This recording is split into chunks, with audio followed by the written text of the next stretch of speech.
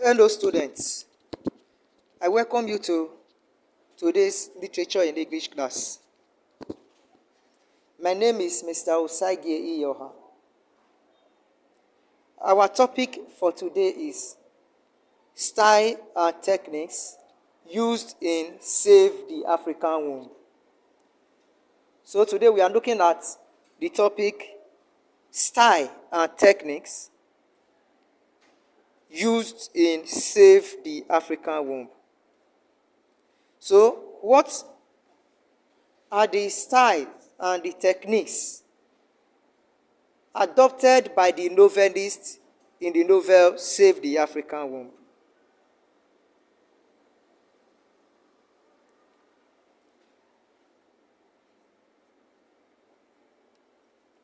First of all, let's look at the setting. When you see the word setting in literature, what should come to your mind is the time and place that events unfold. The time and place where events take place. So setting usually answer the question of when and where. Setting usually answer the question of when and what and where. The question is, what year was the book Save the African Womb published? When did the writer publish the book? Save the African Womb was published in the year 2016. Save the African Womb was published in the year 2016. And talking about the place, or if you like, the places where the events in the novel took place, then what comes to our mind is Yenagoa in Bayelsa State. So most of the events in the novel took place in Yenagoa in Bayelsa State. Even though there were also some events that happened in places like Lagos and Port Harcourt.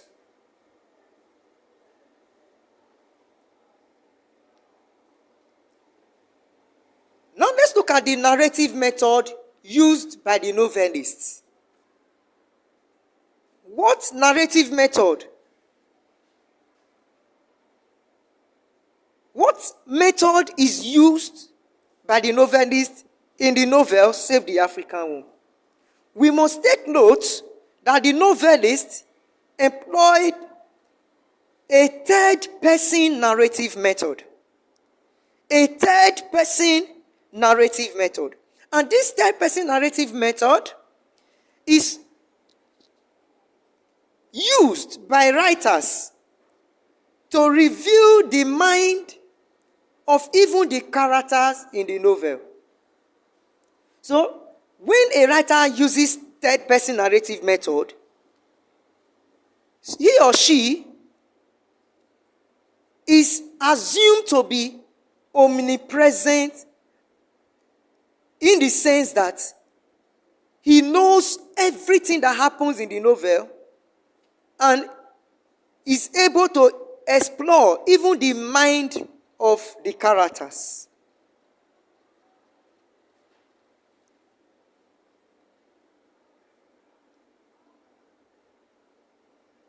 Another style used by the novelist is suspense. The use of suspense. Now you must take note that suspense as a literary term is all about the anxiety to know what will happen next in a play or a drama. The anxiety to know what will happen next in a play. Suspense can also be the anxiety to know what will happen next in a novel. So when you are anxious to know what will happen next, that is suspense. For instance, the novelist uses suspense when Joseph impregnated Barakemi, and thereafter, Barakemi's father, Bishop Abraham, his wife, together with Agnes and Dr. Mitini, all planned to give Barakemi's baby to Agnes, who had lived a wayward and reckless life, unable to give birth to the child of her own due to so many series of abortions. Again, suspense is used when Eliza tried to turn a new leaf by reporting the case to the police. Here, readers are left in anxiety to know what will happen next in the novel. Let's look at Flashback.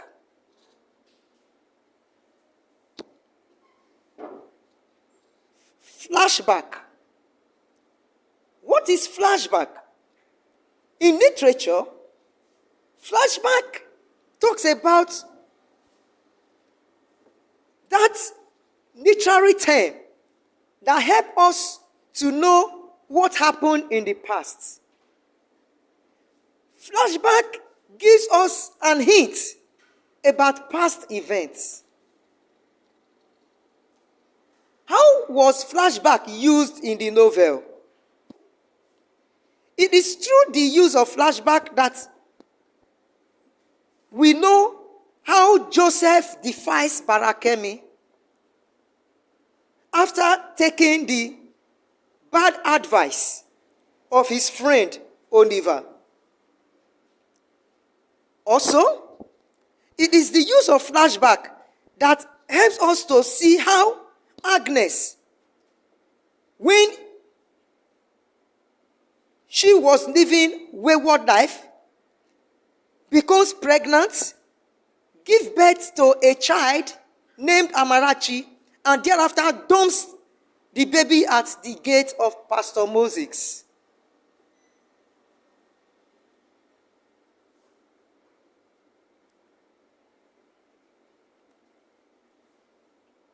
There is also the use of climax. Normally, climax is the turning point in a novel or a drama. It is that point where all situations, all problems are resolved. The novelist used climax when the baby given birth to by Barakemi is given to Agnes. And again, climax is used when Dr. Mitini and Agnes are arrested, charged to court, found guilty and convicted. So in this point, or if you like, at this point, the issues in the novel are resolved, since the culprits are now facing the music, the consequence of their bad and illegal actions. In conclusion, we must know that the novelist used this style, unique style and technique to help advise teenagers to avoid wayward, reckless, and immoral lifestyle. Teenagers are advised to know that there is a way that seems made right. The end of it, however, is destruction. So teenagers are to uphold good virtues, avoid sexual immorality, and they are to live a life that is morally commendable. This means that if you don't live right as a teenager, you are likely or most likely to face the consequence of your bad actions in the future. This is the lesson that this novel teach. Thank you very much.